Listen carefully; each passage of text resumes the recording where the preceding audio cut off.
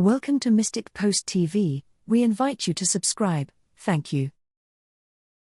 In the year 2020, the year in which the world began to experience its own fragility and the deception of false freedom, Pope Benedict XVI, in his new book, points out to the whole world the identity of the Antichrist.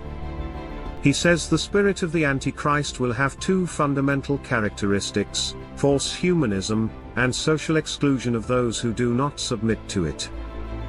What few people are aware of is, Our Lady at Medjugorje, in the early days of the apparitions, revealed a prophecy to the visionaries that speaks precisely to Pope Emeritus' description of the spirit of the Antichrist, a spirit that is now beginning to rule the world. She said this would be the sign of the times. In October of 1981, Our Lady revealed this astonishing prophecy. She said, "The West, including the United States, will make civilization progress but without God and will act like their own creators." Theologians describe this prophecy as a warning that the spirit of the Antichrist will emerge from the West and that the reign of modern technology and the dominance of a false humanism will be the sign of its arrival. Can there be any doubt that we have reached that point in the world? Our Celestial Mother told the visionary Mariana, "Go on the streets of the city, count those who glorify God and those who offend him." God can no longer endure that.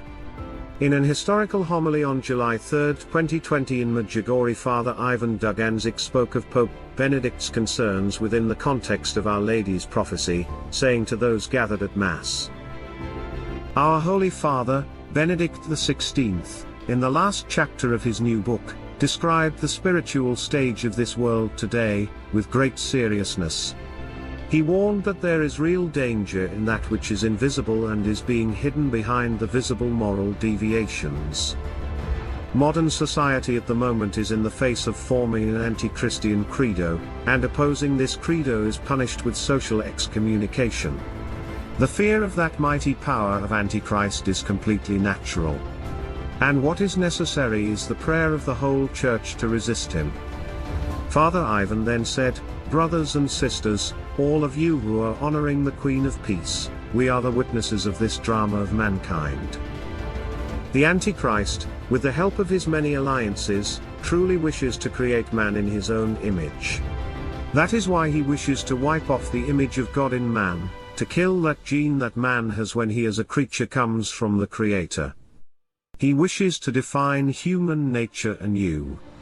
And he is declaring that what was once evil, now is something which is completely normal and acceptable. And all those who feel differently, they are forbidden.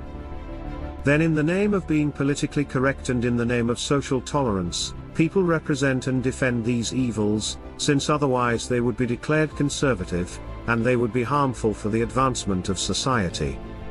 Esteemed philosopher and friend of Pope Emeritus, Joseph Pieper, believes that the spirit of the Antichrist has arrived and he is greatly concerned.